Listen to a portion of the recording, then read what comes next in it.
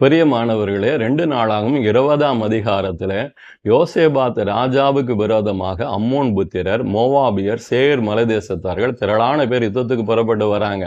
யோசேபாத் ராஜா பயந்து கர்த்தரை நோக்கி விண்ணப்பம் பண்றாரு. இந்த திரளான ஜனங்களுக்கு முன்பாக நிற்கிறதற்கு பலன் இல்லை. என்ன செய்யறதுன்னு எங்களுக்கு தெரியல. நம்முடைய வார்த்தையின்படி நாங்க அவங்களுக்கு நன்மை தான் செய்தோம்.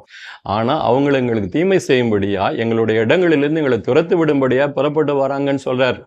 கர்த்தர் சொல்றாரு, யுத்தம் உங்களுடையதல்ல, யுத்தம் கர்த்தருடையது. நீங்க பயப்படாதீங்க, கலங்காதீங்க, தரித்து நில்லுங்க. அந்த பகுதியினுடைய முடிவில் இவங்களை துரத்தல, இவங்க தான் அவங்களுடைய திரளான ஆடை ஆபரணங்களை சுதந்தரித்து கொண்டார்கள், உரிந்து கொண்டார்கள் என்று எழுதப்பட்டிருக்கிறது. அருமையான தேவனுடைய பிள்ளையே, உனக்கு பிரச்சனை கொடுக்க வரல, பிரச்சனை உனக்கு ஆசீர்வாதத்தை கொடுக்க வருகிறது. கர்த்தருடைய வார்த்தையை நாம நம்பலாம். கர்த்தர் எல்லா பிரச்சனைகளையும் நமக்கு நன்மையாய் ஆசீர்வாதமாய் மாற்றி கொடுக்கும் தேவன் அவர். கர்த்தர் உங்களை ஆசீர்வதிப்பாராக.